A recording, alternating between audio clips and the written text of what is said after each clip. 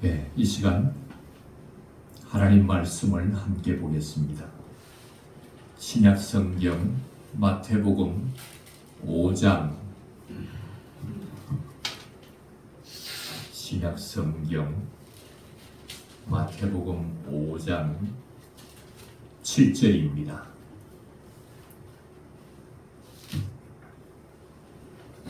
신약 성경 마태복음 5장 7절 다 함께 읽겠습니다. 긍휼히 여기는 자는 복이 있나니 그들이 긍휼히 여김을 받을 것이니요. 아멘. 함께 다시 읽겠습니다. 긍휼히 여기는 자는 복이 있나니 그들이 긍휼히 여김을 받을 것이니요. 아멘.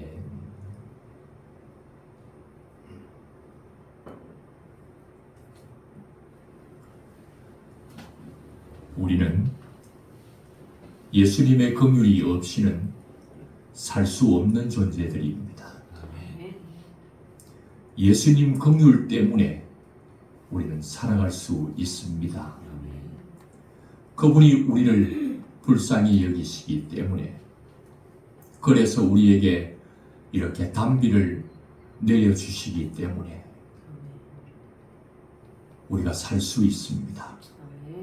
우리가 공기 없이는, 이 산소가 없이는 살 수 없는 연약한 자인 줄 주님이 아시기에 불쌍히 여겨서 우리에게 공기를 주님이 공급해 주시기 때문에 우리가 살 수 있습니다.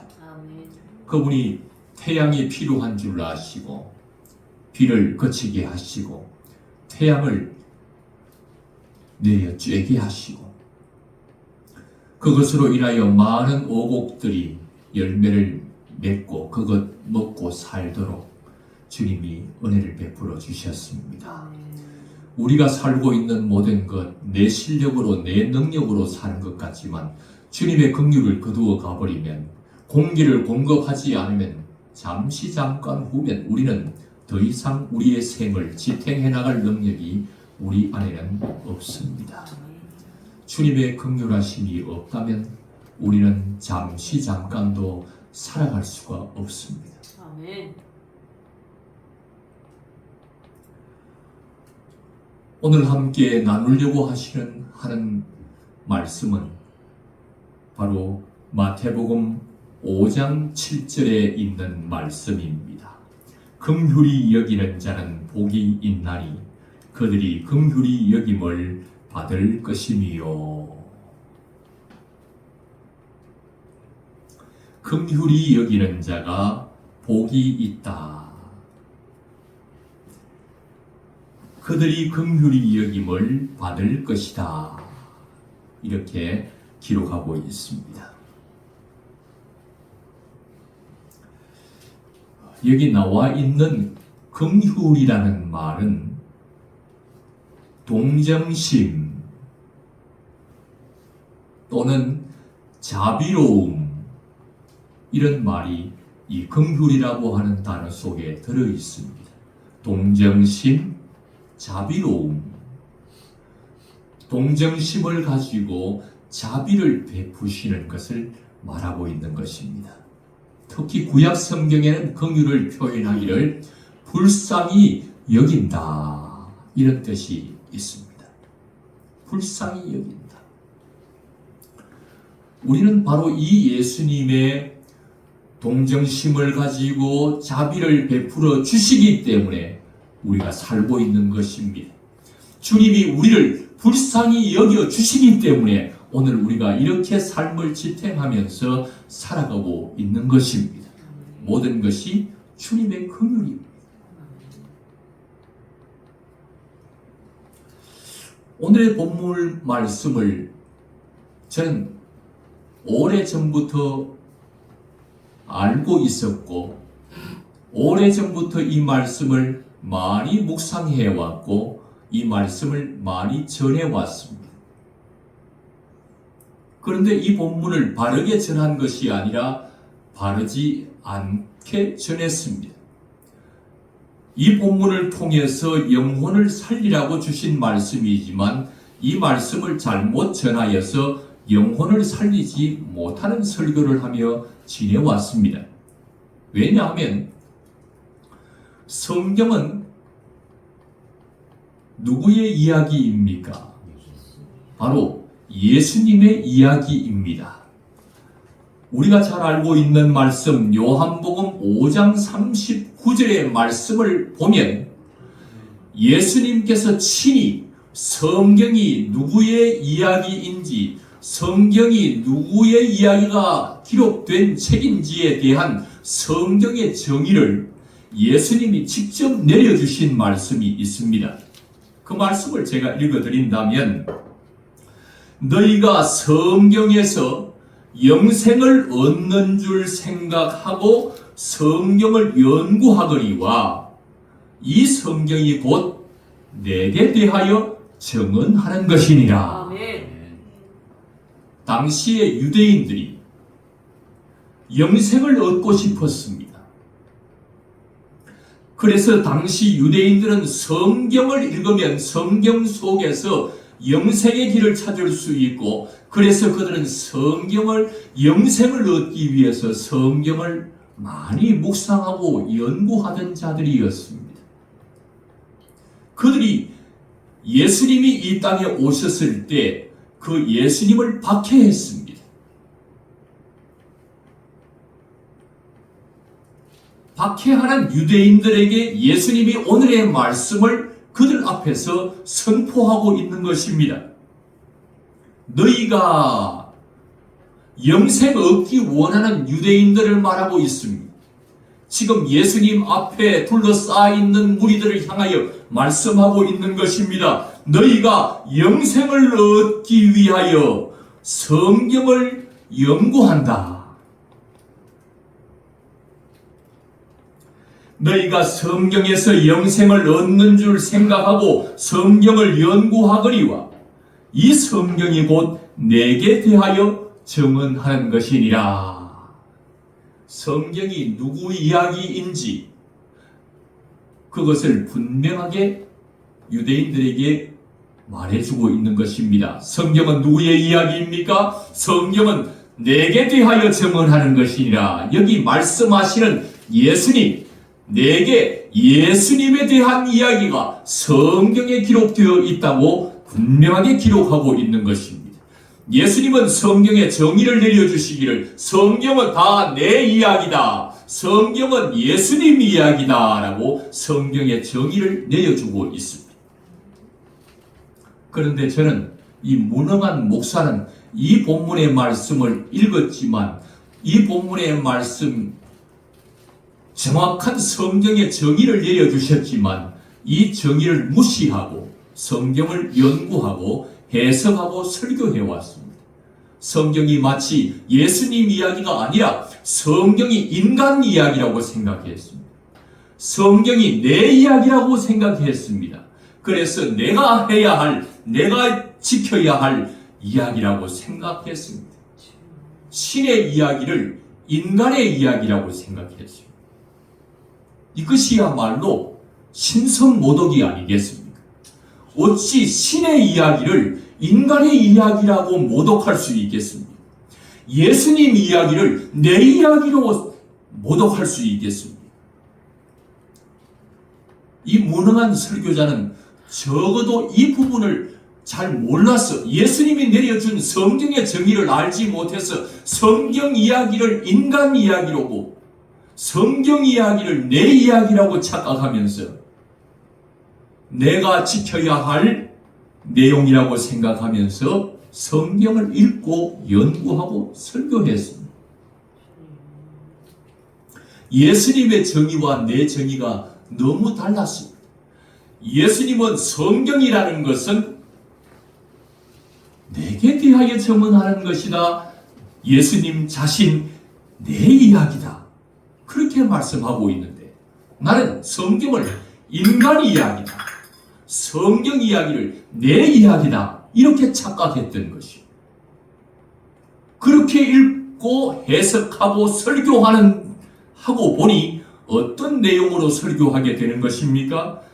예수님 이야기로 설교하는 것이 아니라 인간 이야기로 설교하게 되는 것입니다. 오늘의 말씀, 긍휼히 여기는 자가 복이 있다. 아하, 그렇구나. 인간 이야기로 해석하면 오늘 동정심을 가져야 되겠구나. 자비를 베풀어야 되겠구나. 불쌍히 여겨야 되겠구나. 인간의 이야기로 잘못 해석해서 우리가 긍휼히 여기는 사람이 되자 윤리를 가르치는 자가 됐습니다. 바른 생활을 가르치는 자가 됐습니다. 예수님 이야기로 설교하지 못하고 구원자이신 예수님으로 설교하지 못하고 윤리로 설교하고 상식으로 설교하는 자가 되고 말았습니다. 구원자 예수님으로 설교해서 수많은 영혼을 살리라고 목사로 세워준 제가 영혼을 살리기 위하여 예수님을 전하는 자가 아니라 성경을 읽고 윤리를 말하는 자가 됐습니다. 긍휼히 여기면 그 영혼이 천국 가는 것입니까? 동정심을 가지고 자비를 베풀면 그 사람 천국 가는 것입니까? 많은 사람을 불쌍히 여기면 그 동정심으로 천국 가는 것입니까? 마치 성경을 내 이야기로 착각하고 긍휼히 여기는 자가 복이 있다. 그래야 하나님으로부터 긍휼히 여김을 받을 수 있다. 선포하고 설교하기 시작했습니다. 윤리를 가르쳤습니다. 일반적인 상식을 가르쳤습니다. 오늘의 본문은 예수님으로 이야기하지 못했습니다. 얼마나 열심히 인간 이야기로 내 이야기로 연구하고 해석하고 설교했든지 이것을 설교한 설교자가 먼저 모범을 보여야 되지 않겠습니까? 그래서 긍휼을 베풀려고 예를 썼습니다. 많은 성도님들, 그 성도님들 한 분 한 분 동정심을 가지고 불쌍히 여기면서 자비를 베풀기 시작했습니다. 어려운 사람들이 있으면 신방해서 이런저런 위로를 하기 시작했습니다. 긍휼히 여겨야 하나님으로부터 긍휼히 여김을 받는다고 생각하고 내가 해야 할 내 이야기인 줄로 착각하고 긍휼히 여기기 시작했습니다. 하루는 우리의 성도님들, 우리의 자녀들이 큰 중한 병에 걸렸습니다. 그들에게 다가가서 오늘의 말씀을 적용했습니다. 긍휼히 여겼습니다. 동정심을 가지고 자비를 베풀었습니다. 얼마나 아프시냐, 얼마나 힘이 드시냐. 동정심으로 불쌍히 여기면서 자비를 베풀고 긍휼을 베풀었습니다. 그런데 말뿐이었습니다. 제가 베푸는 그 긍휼이라는 것이 아픈 사람, 아픈 자녀들, 내 사랑하는 자녀들이요, 내 사랑하는 성도들이지만 그들이 아플 때에 내가 대신 아파줄 수도 없었습니다. 내가 하고 있는 긍휼이라는 것은 말뿐인 긍휼이었습니다. 사랑하는 성도들이 오랫동안 함께 신앙생활을 하다가 사랑하는 가족들이 오래 함께 인생을 살아가다가 임종을 앞두고 죽음을 앞둔 성도들 앞에, 가족들 앞에서 긍휼을 베풀었습니다. 내가 그를 대신해서 죽을 수도 없고 죽어가는 그를 살릴 만한 능력도 내게는 없어서 그저 위로의 말을 쏟아내는 내 인간의 긍휼이라는 것은 말뿐인 긍휼이었습니다.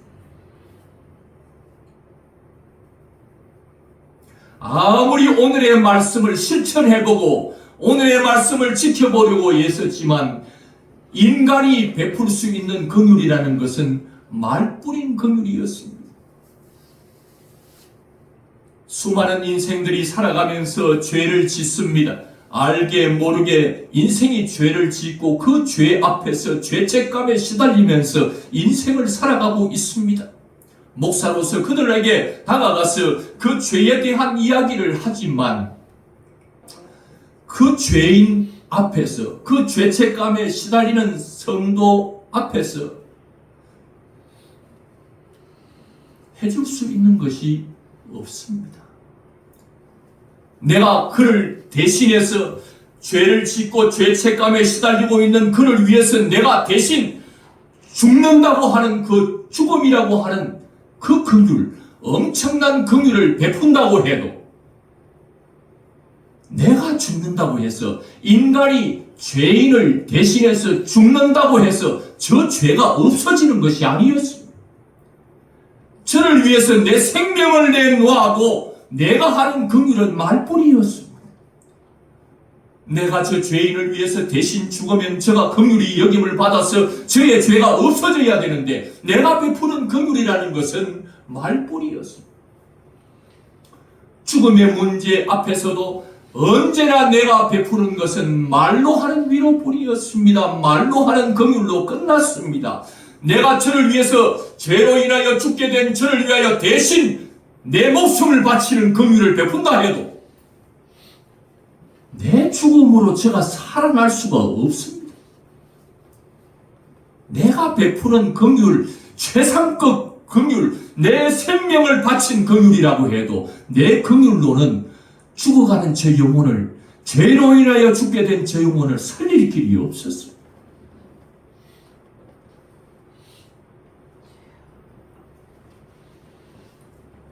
언제나 돌이켜보면 인간의 긍휼이라는 것은 언제나 말뿐이요, 목숨을 바쳐서 긍휼을 베풀었다 해도 우리의 긍휼은 긍휼히 여김을 받을 수가 없습니다.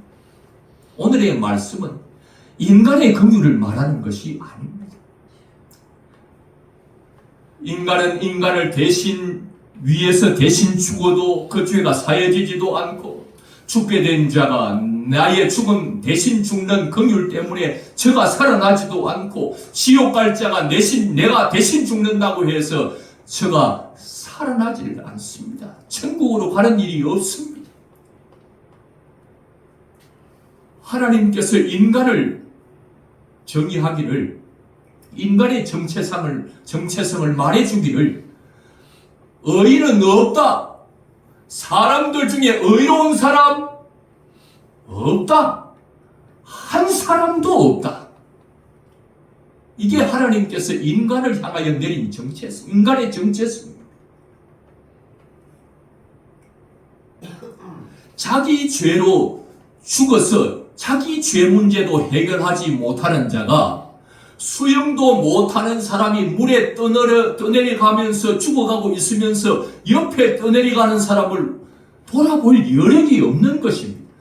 모든 사람이 죄를 범하여 죽어 지옥 가고 있는데 자기 죄도 문제도 해결하지 못하는 인간이 누구의 죽음의 문제, 죄의 문제를 돌아볼 여력이 있겠습니까?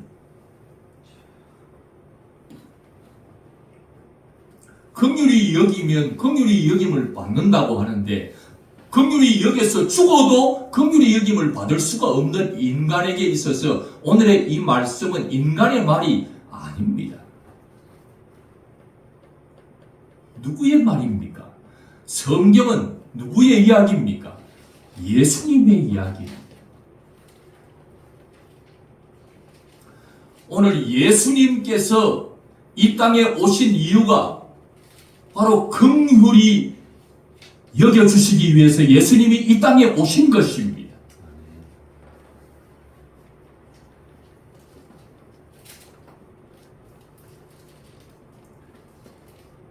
예수님이 긍휼히 여겨주시면 긍휼히 여김을 받을 수 있는 것입니다. 인간은 아무리 긍휼히 여겨서 자기 목숨을 버텨진다 해도 우리는 그 인간의 죽음으로 죄가 사해지지도 않고 죽음의 문제가 해결되지도 않고 지옥 갈 자가 천국 가지도 않지만 예수님이 긍휼히 여겨주시면 긍휼히 여김을 받을 수가 있는 것입니다. 예수님이 이 땅에 오신 것은 긍휼히 여겨주시기 위해서 이 땅에 오셨습니다.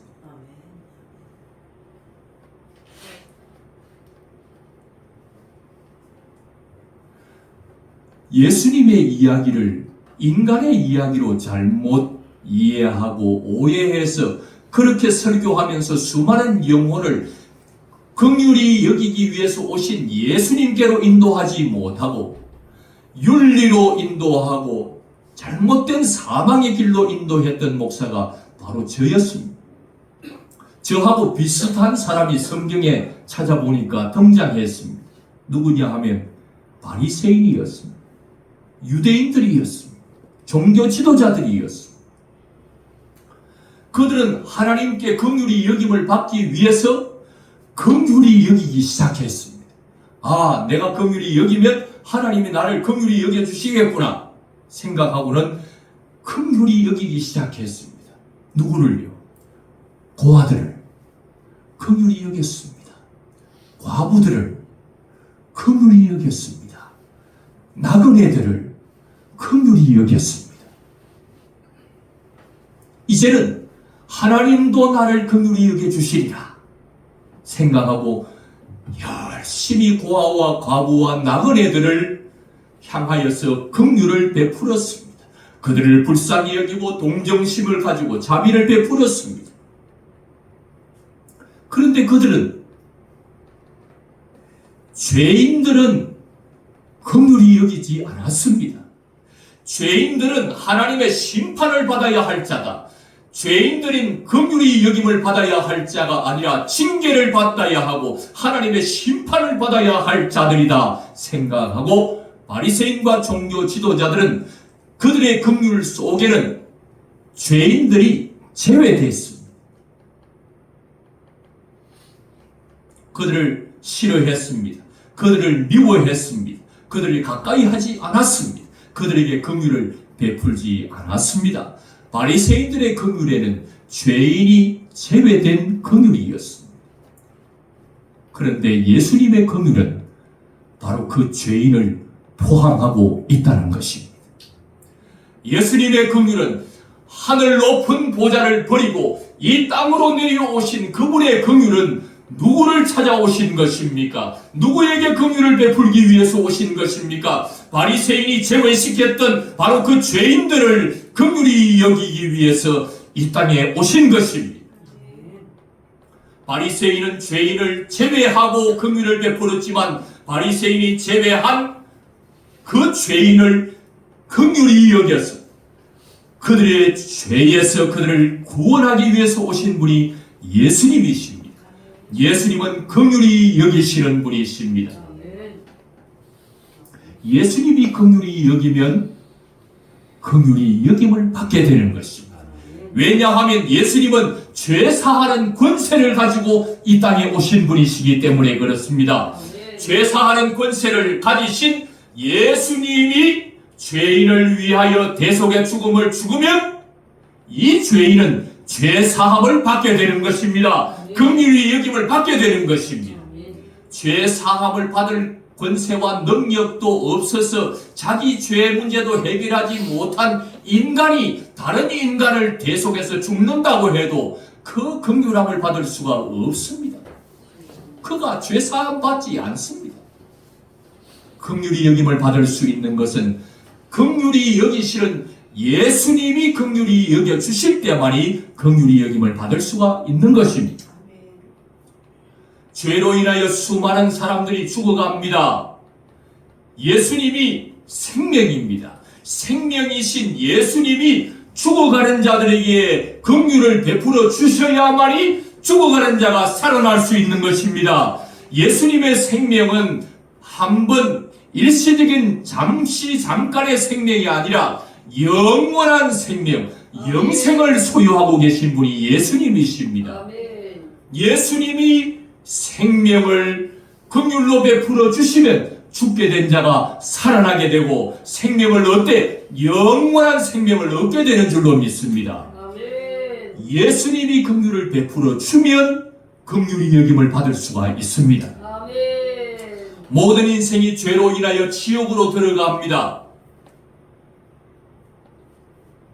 천국의 주인이 되신 예수님, 천국에 들어가는 유일한 길이 되시는 예수님이 긍휼을 베풀어 주면 죄로 인하여 죽어 지옥 갈 인생들도 천국으로 가게 되는 줄 믿습니다.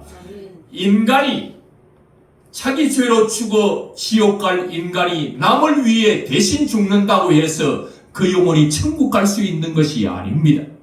천국의 주인이 되시고 천국 가는 유일한 길이 되신 우리의 구원자 되신 예수님이 긍휼히 여겨주면 그 사람은 구원을 받아 천국에 가게 되는 것입니다. 그가 아무리 인생 살면서 많은 죄를 지었다고 해도 주님이 긍휼히 여기면 되는 것입니다. 예수님의 십자가 돌아가실 때에 한편 강도가 그렇지 않습니까? 그의 인생 정리해보면 주를 위해서 살아온 적이 없습니다. 온통 지은 것이라고는 죄밖에 없습니다.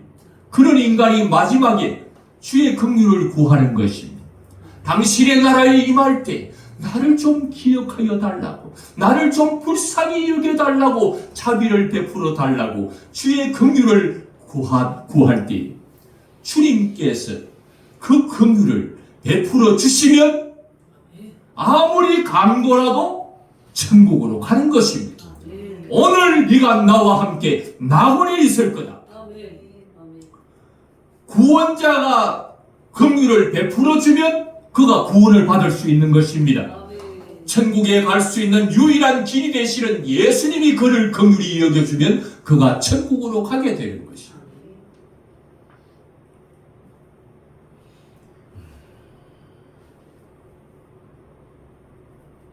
긍휼히 여기시는 분이 예수님이십니다.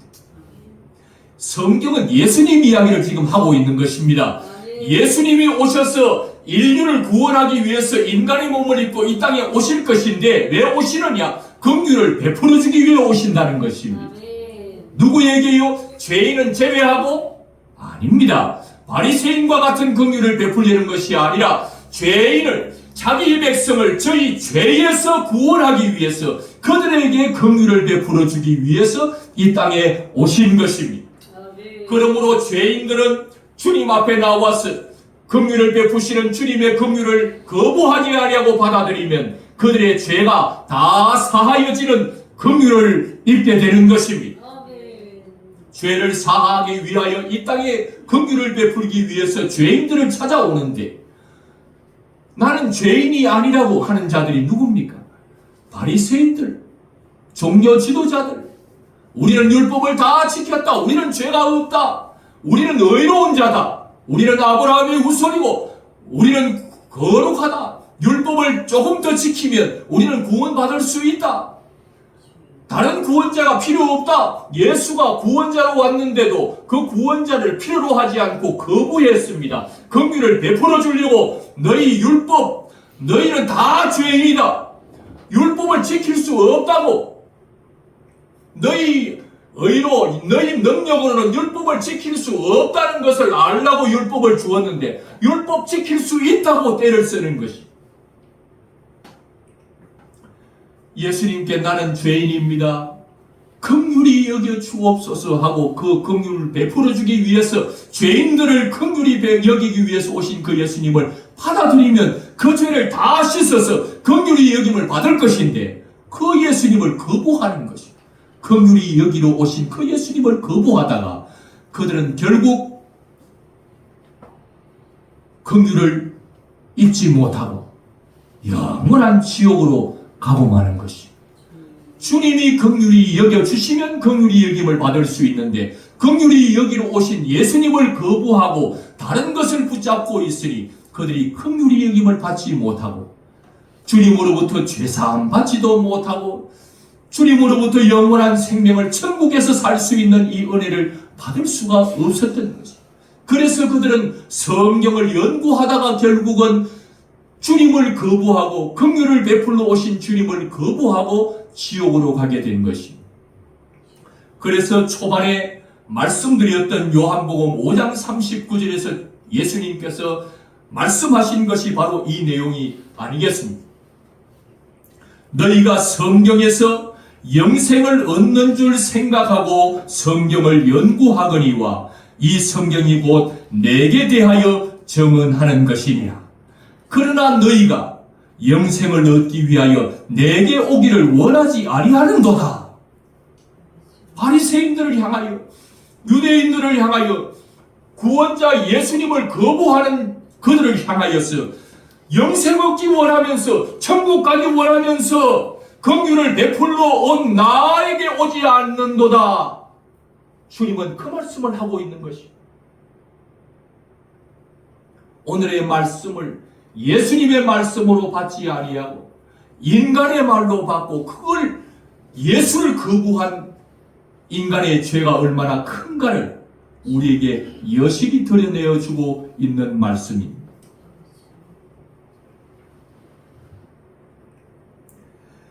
예수님의 긍휼이라는 것은 죄인을 포함한 긍휼입니다.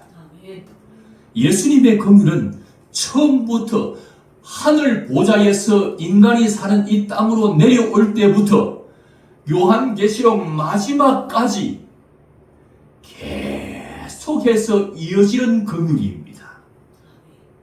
예수님의 긍휼은 만약에 우리 죄인들을, 우리 인간들을 긍휼히 여기지 않으셨다면 하늘 보좌에서 예수님은 내려올 필요가 없었습니다.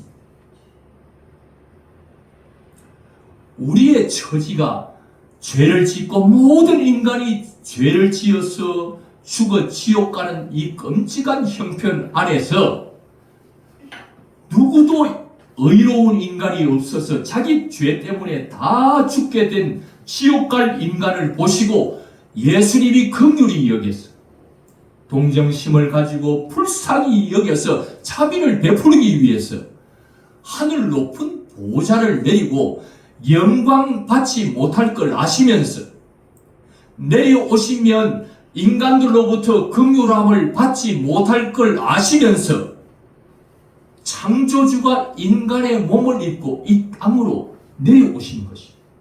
창조주가 피조물이 되어 내려온다는 건 수치요 모욕입니다. 우리를 긍휼히 여기지 않았다면 이렇게까지 하면서 인간의 몸을 입고 내려올 필요가 없습니다. 같은 피조물끼리라도 나보다 더 못한 피조물을 빗대어서 말하면 기분 나쁩니다. 사람에게 개 자녀분 그러면 기분이 좋겠습니까? 개, 돼지로 취급하면 기분 나빠합니다. 같은 피조물끼리라도 좀 저급한 것을 자기와 비교하면 기분 나빠하는데 창조주가 피조물이 된다는 것은 있을 수 없는 일입니다. 예수님의 긍휼함이 아니고는 있을 수 없는 일입니다. 그분이 인간을 긍휼히 여기지 않으면 그분은 이 땅에 내려올 필요도 없었고 그분이 내려오지 않았다면 죄인은 자기 죄로 죽었고 그 죄로 죽어서 지옥에 갈 수밖에 없었습니다. 그런데 예수님의 그 긍휼하심이 너무나도 커서 하늘 보좌를 버리시고 인간의 몸을 입고 이 땅에 와서 자기의 긍휼을 베풀기 위해서 죄로 인하여 찾아온 질병에 걸린 자들, 눈물 속에서 세월을 보내는 자들을 찾아다니면서 그들을 죄인들을 찾아가서 긍휼을 베풀기 시작하는 것입니다. 12해를 혈루증으로 앓는 여인을 찾아가셔서 그에게 병을 치료해 주시고 38년 된 베데스다 연못가에 자기의 몸도 제대로 가두지 못하는 오랜 병에 시달리는 자도 주님이 찾아가셔서 긍휼을 베풀어 주시고 주님이 긍휼을 베풀어 주면 병에 시달리던 자도 병의 고침을 받는 놀라운 역사가 긍휼히 여김을 받는 역사가 일어났습니다. 흉악한 귀신 들린 자들도 주님이 찾아가셔서 무덤 사이에 소리를 지르고 창고도 다 풀어버리고 사람들이 두려워하고 있는 그 귀신 들린 자도 찾아갔어요. 주님께서 그에게도 긍휼을 베풀어 주시고 그 귀신을 다 내어 쫓으시고 온전하게 만들어 주시는 주님의 놀라운 긍휼을 베풀어 주셨습니다. 죽음 앞에 손을 쓸 수 없는 인간들을 불쌍히 여겨서 죽은 자를 달리다금 소녀야 일어나라, 나사로야 나오너라, 청년아 일어나라 말씀하시면서 죽은 자에게도 살리는 긍휼을 베풀어 주셨습니다. 죄로 인하여 죽게 된 모든 인간들의 죄를 예수님이 대신 뒤집어 쓰시고 대신 전가받으시고 인간의 죄값을, 죄의 형벌을 대신 받기 위해서 십자가에서 죽으시고, 그래서 인간의 모든 죄와 죽음과 지옥 형벌에서 우리를 구속하는 구원을 예수님께서 그 긍휼을 베풀어서 모든 구속을 다 이루어 주셨습니다. 예수님의 긍휼은 처음부터 마지막까지 예수님의 모든 것은 그분의 눈길이 따스한 긍휼이었고, 그분의 말씀이 한 말씀 한 말씀 따스한 긍휼의 말씀이었고, 그들의 예수님의 행동 하나하나가 모두 예수님의 긍휼이었습니다. 예수님은 이 땅의 공생에, 이 땅에 처음 오셔서 이 땅에 성육신하는 그 처음부터 마지막까지 다 예수님의 긍휼이었습니다.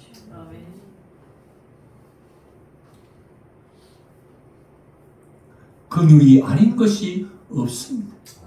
예수님의 긍휼이 아니었다면 우리는 죄 사함 받을 수도 없었습니다. 우리는 죽게 되어 지옥에 가야 할 인생이었습니다. 그러나 그 한량없는 예수님의 긍휼 때문에 우리가 이렇게 죄 사함도 받고 죽게 된 자가 살아 천국에서 영생을 보내게 되는 이 복을 받게 된 것입니다. 무엇 때문에요? 예수님의 긍휼 때문에. 우리의 모든 것이 예수님의 긍휼입니다. 천국은 누가 가는 것입니까? 천국은 우리의 의로움으로, 우리의 거룩함으로 가는 나라가 아닙니다. 천국은 여기에 달려 있습니다. 예수님의 긍휼에 달려 있습니다. 예수님이 긍휼히 여겨주시느냐, 긍휼히 여겨주시지 않느냐, 여기에 달린 것입니다. 인간에게 달린 것이 아닙니다. 내가 긍휼히 여기면 하나님도 나를 긍휼히 여겨주겠지, 내가 긍휼히 열심히 행해야지, 불쌍히 여겨야지, 내게 달린 게 아닙니다. 천국은 내 열심과 내 노력과 내 의에 달린 것이 아닙니다. 긍휼히 여겨주시느냐, 긍휼히 여겨주지 않느냐. 예수님이 긍휼히 여겨주면 그가 긍휼히 여김을 받을 것이고, 예수님이 긍휼히 여기지 않으면 그 누구도 천국에 이를 수가 없는 것입니다. 아무리 강도요 죄인 중에 괴수라도 네가 오늘 나와 함께 나군에 있을 것이다. 이도 아브라함의 후손이다. 따라 내가 병에서 놓여 건강할지어다. 주님이 긍휼을 베풀면 긍휼히 여김을 받게 되는 것입니다. 내 죄사함을 받았느니라. 그러면 죄사함을 받는 것입니다. 내가 뭘 해서 죄사함을 받는 게 아닙니다. 내가 회개했기 때문에 죄사함을 받는 게 아닙니다. 그분이 용서해 주니까 죄 용서함을 받는 것입니다. 그분이 긍휼히 여겨주면 내 죄가 용서되고, 그분이 긍휼히 여겨주면 죽게 되어도 다시 살게 되고, 예수님이 긍휼히 여겨주면 지옥 갈 자가 천국 가게 되는 것입니다. 그분이 긍휼히 여겨주시느냐 여겨주지 않느냐, 여기에 달려 있습니다.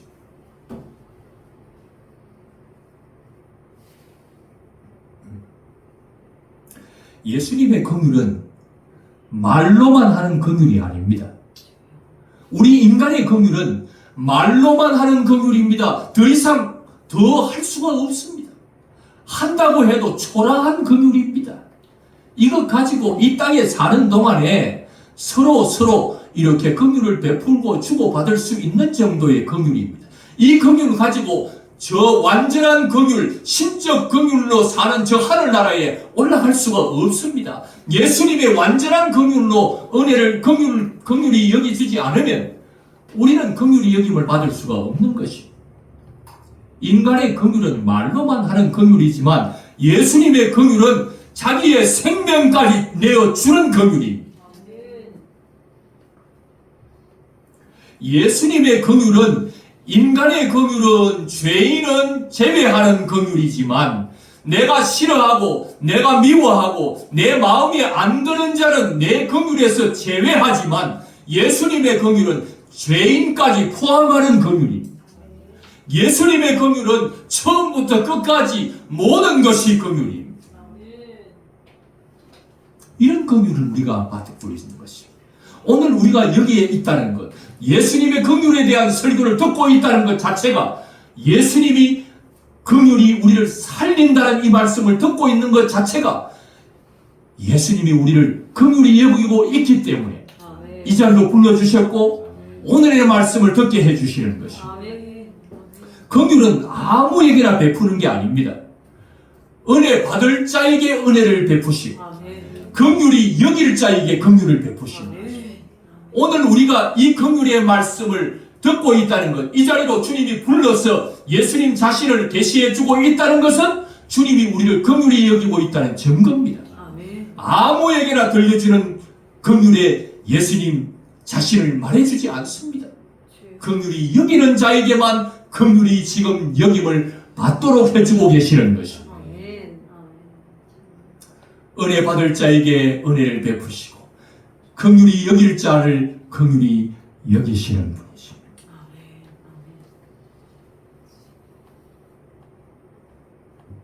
주님의 생각은 내 생각과 다릅니다.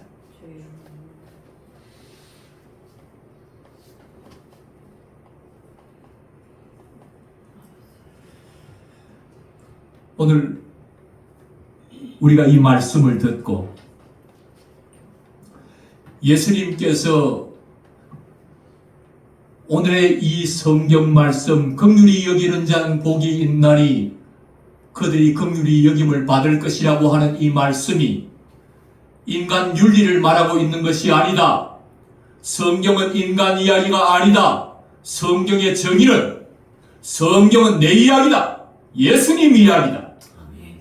정의를 분명하게 내려주시면서 오늘의 이 마태복음 5장 7절은 인간이 해야 할 인간의 역할이 아니라 인간이 죄로 인하여 죽게 되어서 이들을 구원하기 위한 예수님의 사역이다.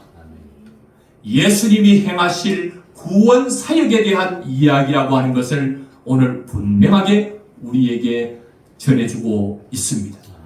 오늘의 말씀을 그저 남 사람을 불쌍히 여기고 동정심 가지고 자비를 베풀어주고 착하게 살고 바르게 살고 윤리를 가르치는 말씀, 인간 이야기가 아닙니다. 이것을 분명하게 아십시오. 오늘의 말씀은 긍휼을 베풀러 오신 예수님 이야기입니다.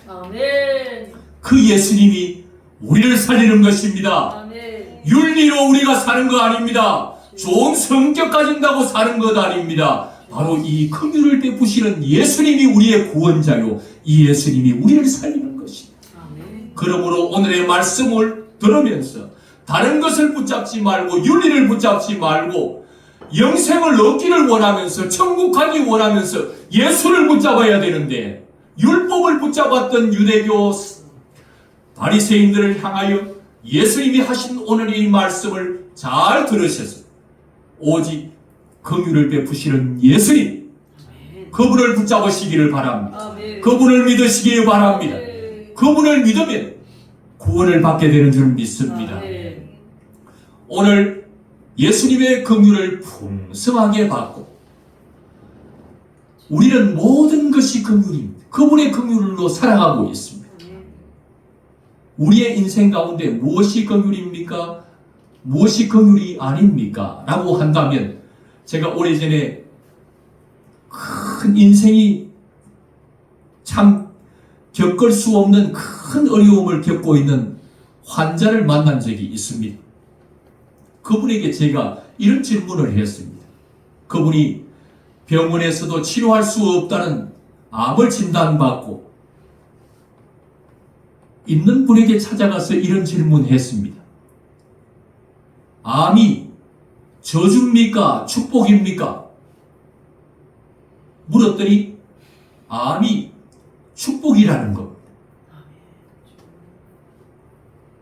이 암이 아니었으면 나 잘 나가던 사람이었는데 세상에 빠져서 예수님 찾지 않고 예수님을 만나지도 못하고 예수님을 믿지도 못하고 세상에 빠져 살다 죽어 지옥 갈 뻔했는데 이 암 때문에 내가 주님을 찾게 되었노라고, 주님을 만나게 되었노라고. 그래서 이 암은 나를 천국으로 인도하는 디딤돌이 되었다고. 암은 주님께서 내게 베풀어 주신 긍휼하심이었다고. 암이 예수님의 긍휼이었습니다. 12해를 앓는 혈루증 여인은 그 병 때문에 예수님께 나아갔고 예수님을 만지고 딸아, 아무에게나 긍휼을 베푸는 게 아닙니다. 자기 딸이기 때문에 긍휼을 베푼 것입니다. 자기 사랑하는 자, 자기가 택한 자기 백성, 자기 신부에게는 긍휼을 베푸는 것입니다. 그가 아무리 중한 병이라도 그 병은 예수님의 긍휼입니다. 그 병 때문에 예수님께 나오도록 하려고, 그 병 때문에 예수님을 믿도록 하려고, 내가 그 옷에만 손을 대어도 낫겠다? 가서 손을 대어서 그 병이 치유되는 놀라운 역사를 경험하고 치유의 역사를 경험시켜서 병을 준 분도 예수님의 긍휼이었고 병을 낫게 한 것도 예수님의 긍휼이었고 병을 낫게 하신 그분 온 사방에 다니면서 전할 수 있도록 역사하신 그분의 긍휼하심. 그래서 그 환자는 그 고백을 한 것입니다. 병을 주신 것도 예수님의 긍휼하심이었습니다.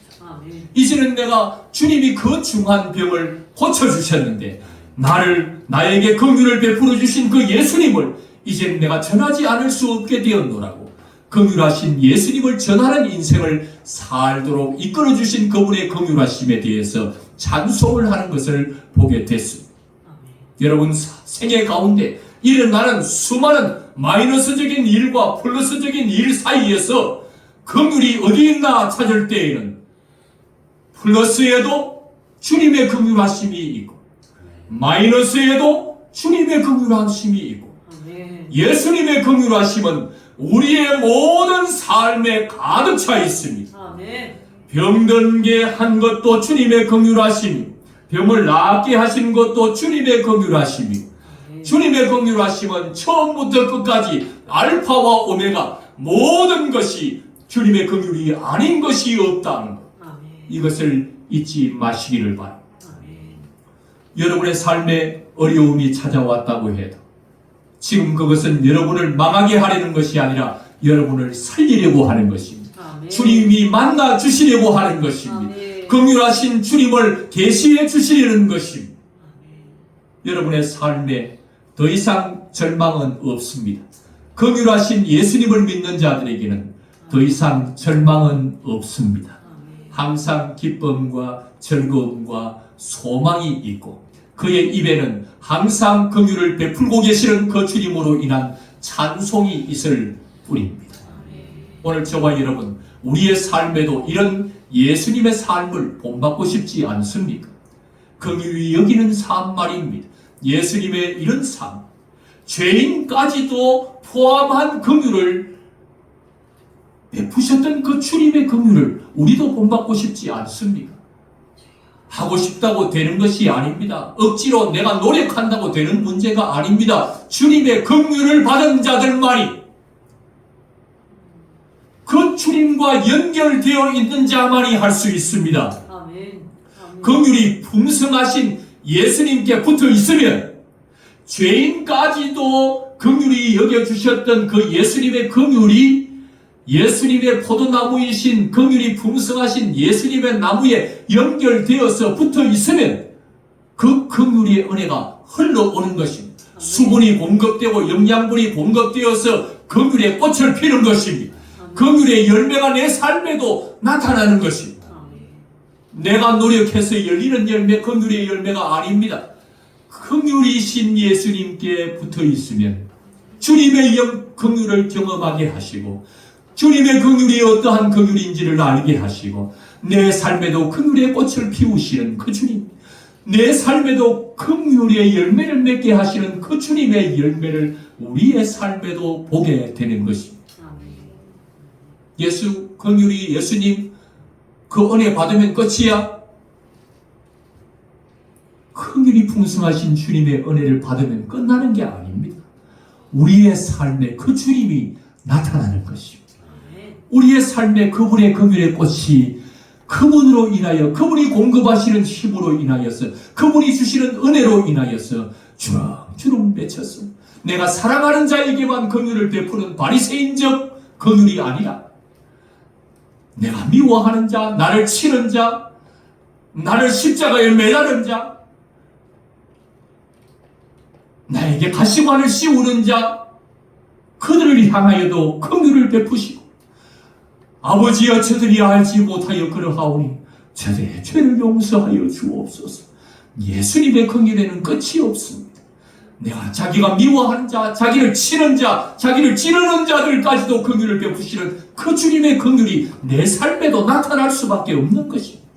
나를 미워하는 자들, 나를 공격하는 자들, 나를 치는 자들, 나의 대적자들에게도 예수님께 붙어 있다 보니 그 긍휼이, 예수님의 긍휼이 흘러가게 되는 것입니다. 주님이 그 힘을 주는 것입니다. 성령이 도와주는 것입니다. 보혜사가 되셔서 할 수 있도록 은혜를 베푸는 주니까 우리의 삶에도 긍휼의 열매가 맺히는 것입니다. 긍휼의 꽃이 피는 것입니다. 오늘 저와 여러분의 삶에 오늘의 말씀은 누구의 이야기입니까? 예수님 이야기입니다. 오늘은 우리는 어떻게 살고 있는 것입니까? 예수님, 긍휼이 풍성하신 예수님의 은혜로 오늘을 살고 있는 줄로 믿습니다. 이제 그 주님께 꼭 연결되어 있어서 매일매일 그 주님이 베푸시는 긍휼로 인하여 감사하시고 찬송하시면서 여러분의 삶의 자리에서도 예수님의 긍휼이 풍성하게 나타나는 저와 여러분의 생애가 되기를 주님의 이름으로 축원합니다. 아멘. 기도드리겠습니다. 주신 말씀 기억하며 함께 기도드리겠습니다.